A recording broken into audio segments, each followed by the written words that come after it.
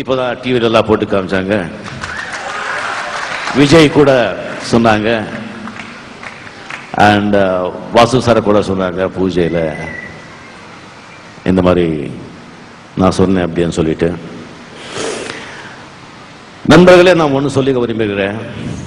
சந்திரமுகி படம் ரிலீஸ் நாளைக்கு ஆவறதுன்னு சொன்னா அதுக்கு முன்னால இன்னைக்கு அந்த படத்தோட சில்வர் ஜூப்ளியை நான் கொண்டாடினேன். என்னுடைய பிரதர் இன் லா வீட்டில் நாளைக்கு சந்திரமுகி பிக்சர் ரிலீஸ். அந்த பிக்சரோட சில்வர் ஜூப்ளியை அதுக்கு முன்னாடி நைட்டு நான் கொண்டாடினேன். சில்வர் ஜூப்ளி அப்படி ஏ சந்திரமுகி ஃபர்ஸ்ட் டே இதே லாஸ்ட் இயர் சந்திரமுகி படம் படையப்பா மாறியது ஒரு படையம்மா, டபுள் படையம்மா.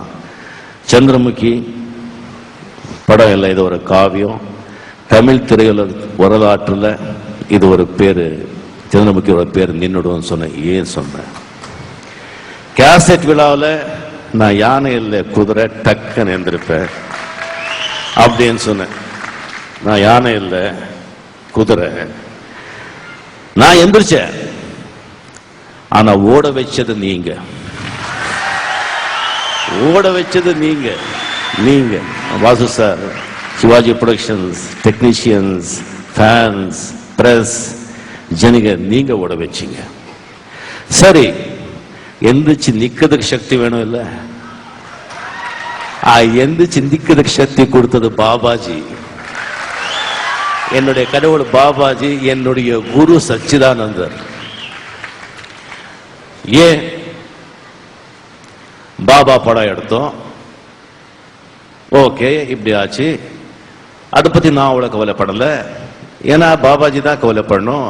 ஏன்னா நிறைய பேர் சொன்னாங்க, என்ன இது பாபாஜி பத்தி படம் எடுத்தாங்க, இந்த படம் சரியா போல.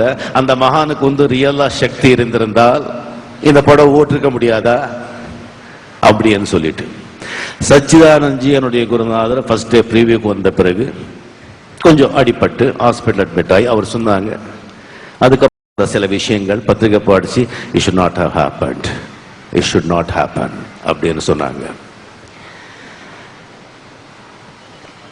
என்னுடைய பாபாஜி அவருடைய என்ன பவர், என்னுடைய குருநாதருடைய என்ன பவர்ங்கிறது எனக்கு தெரியும்.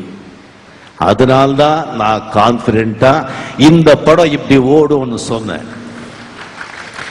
அதுக்காக என்னுடைய பாபாஜி ரொம்ப பவர்ஃபுல், என்னுடைய ஆண்டவன் பவர்ஃபுல் அப்படின்னு சொல்லி நான் வந்து என்னுடைய காடை வந்து நான் உங்களை ரெக்கமெண்ட் பண்ணல, நான் இன்ஃப்ளூயன்ஸ் பண்ணல. உங்களுடைய ஆண்டவரும் அவ்வளவோ பவர்ஃபுல் தான். ஜீசஸ் ஆகட்டும், அல்லா ஆகட்டும், விநாயகர் ஆகட்டும், முருகர் ஆகட்டும், கிருஷ்ணர் ஆகட்டும், அம்மன் ஆகட்டும், எல்லாருமே பவர்ஃபுல் தான்.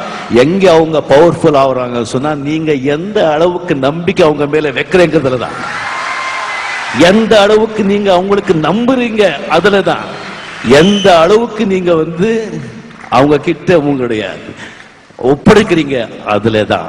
நான் ஒப்படைச்சிட்ட நம்பிக்கை இருக்கு, சக்சஸ் ஆச்சு. எஸ், ஆண்டவன் இருக்கான், நல்லவங்க வாழுவாங்க, கொஞ்சம் நேரம் ஆகும், அவ்வளவுதான். சோதனை வரும், சாதனை எப்போ ஆகும்? நீ சோதனையை சந்திச்சாதாயா சாதனை ஆகும்.